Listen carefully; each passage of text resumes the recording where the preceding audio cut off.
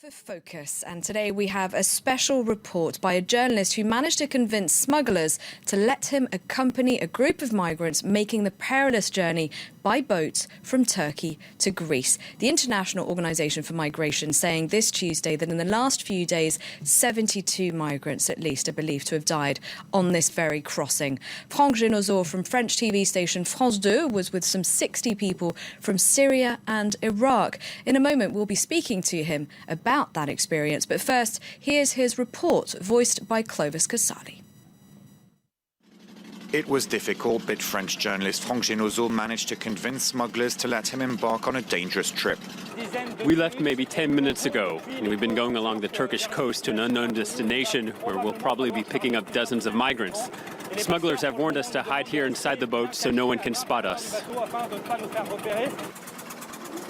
Somewhere along the coast, the boat stops. The captain tells the migrants it's safe for them to get on. His fellow smugglers escort dozens of Syrian and Iraqi refugees who had been hiding in bushes for the past 24 hours. Families with children are allowed to be the first to step on the boat. All are extremely nervous. Many can't swim. 20 terrified children wear life jackets much too big for them. The youngest passenger on board is a baby barely 2 months old. His parents will hold him tight throughout what will be an ordeal they'll never forget. The migrants help each other. Solidarity will be key on this journey. A Syrian man known as Ibra shares his excitement with the French journalist. I feel so amazing, but I don't want my family there, so I don't, if they came or they didn't come here. The smugglers order Ibra to get off and help push the boat. Others are told to join efforts or else they won't leave. One of the smugglers waves a gun to show who's in charge and who must obey. The boat can finally sail off, but without the captain. The smuggler will take no more risks. He randomly picks a migrant with no experience to replace him, and he jumps off. The smugglers congratulate each other. They're on land, and whatever happens to the migrants from now on is not their business. They have their money. Their job is over. One Iraqi man struggles to reach the boat where his wife and children found a seat. Exhausted, he finally manages to get on. The journey can begin. The boat is heading to the Greek island of Lesbos, some 10 kilometers away. Many pray. They all know they're risking their lives.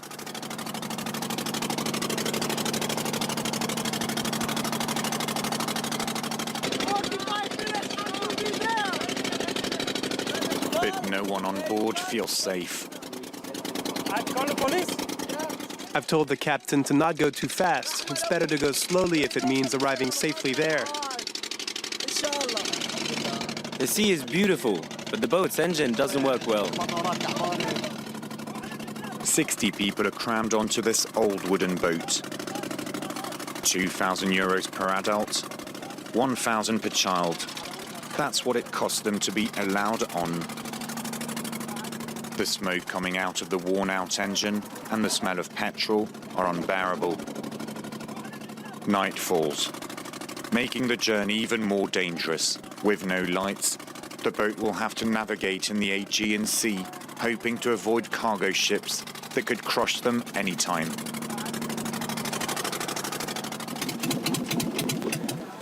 Suddenly, the engine stops working.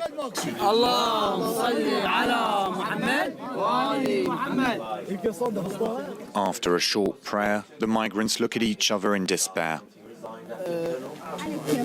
The engine has stopped. We're about 2 or 3 kilometers away from the Turkish coast.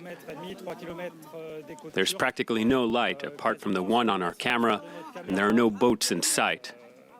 For the time being, we're stuck here. The migrants have plunged into darkness with the only light coming from a few mobile phones. They blow the whistles on their life jackets in a desperate attempt to be noticed and saved. Everyone, stop moving, or we're going to capsize. The French journalist who carries a satellite phone calls rescue forces, giving the boat's GPS coordinates. Tell him that I called. They're gonna come, but it takes time, okay? A lot of people died here, so the people so scary about that. Shortly after the call, a small Greek fishing boat approaches. Come here, here. Coast Guards gave the alert.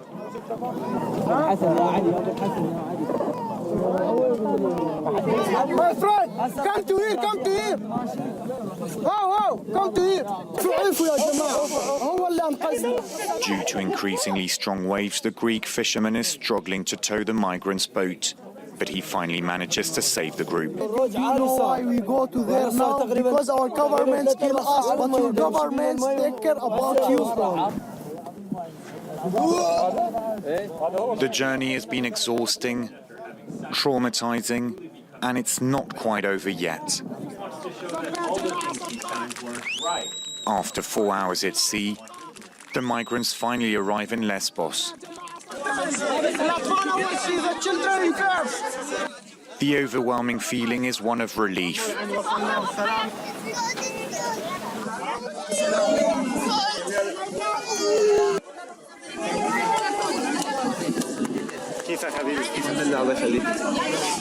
The sea is scary.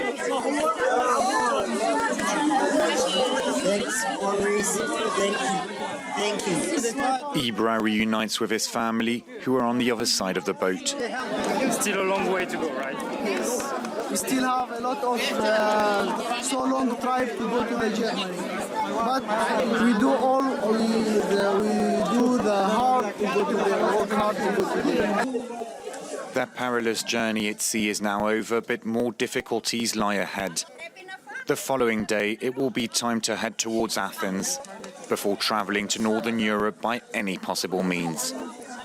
Having fled their war-torn countries, they are now looking for a new place they can call home.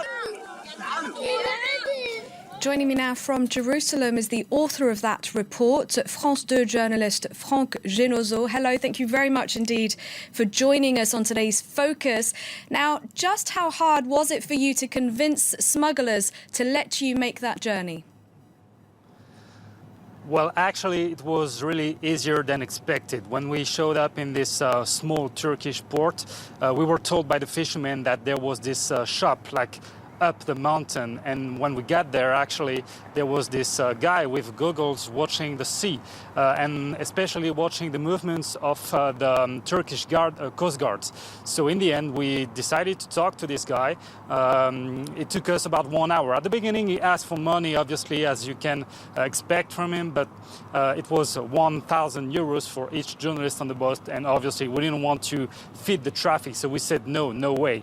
And in the end he started to tell us that he's kind of, fed up to see the media picturing them as criminals, that they also help people cross the sea and, make their dream come true, kind of. So in the end, we said that it was something we could tell, for example, in our story, and he decided that it was worth it to have us on his boat, actually.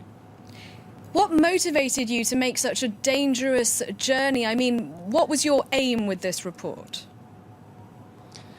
Well, I do think that it's very important to show the exact reality of what's going on those boats. And it was really hard at the beginning to pick up a place to do it and to try, to identify a boat that could allow us to make it safely to the Greek coast. But I really think that it was worth it going with those migrants on this boat to realize how hard it can be to travel and what they are worth for the smugglers which is almost nothing, as you could see in the report, because they gave us a boat with no engine in the end. But we prepared very well for this story. We brought with us a satellite phone. We brought with us a GPS tracker that will allow the France 2 newsroom in Paris to follow us every minute and to make sure that we were safe and people, with us the same. But what went through your mind when the engine stopped? I mean, were you worried you wouldn't make it across alive? Not really, because I knew that I had with me this GPS tracker and that Paris would be able to get in touch very quickly with the Greek Coast Guards. But what was hard was to convince those people on the boat that they had to wait quietly, because they started to panic, and we had to try to convince them not to, because it was very dangerous. And the only thing they had to do was to wait quietly for